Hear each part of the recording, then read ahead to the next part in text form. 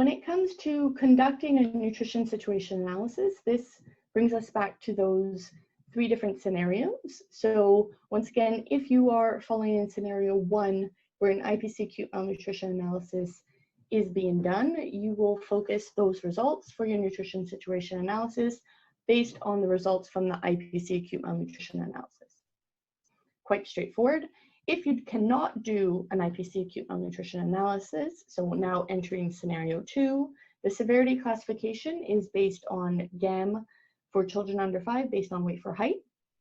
And the reason for this is that thresholds are provided globally, as much as perhaps one day we would have thresholds for the aggregate indicators, so the CGAM that probably a number of you have been already aware of, where that is a composite indicator that looks at all suffering from global acute malnutrition based on weight for height, based on MUAC, and based on edema.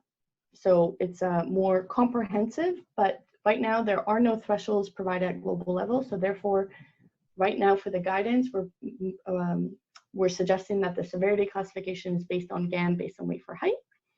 If that is not available, then we suggest basing the severity classification on GAM based on MUAC. And if in rare circumstances that information is not available, then GAM based on MUAC for pregnant and lactating women. In either case, a qualitative analysis of contributing factors should accompany the nutrition situation analysis based on these 4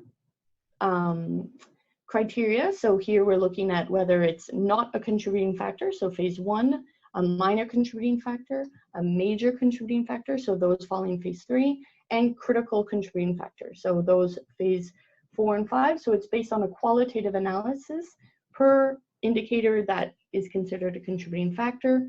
We would then rate how does it fall according to the scale. For phase scenario 3, so when prevalence of under 5 global acute malnutrition is less than 5%, a severity classification is using a bit more complex scoring system, which is of course proposed. It's not based on hard evidence, but through the task force that was led by the GTAM, a number of colleagues put forward 10 indicators that could take into account the vulnerability of the target groups and also the reliability of the indicator themselves. So I'm not going to get into which 10 indicators, but you can see that is a large variety of indicators ranging from chronic malnutrition, overweight, so looking at the double burden of malnutrition, but also micronutrient deficiency, so looking at the triple burden of malnutrition, and also infant and young child feeding practices.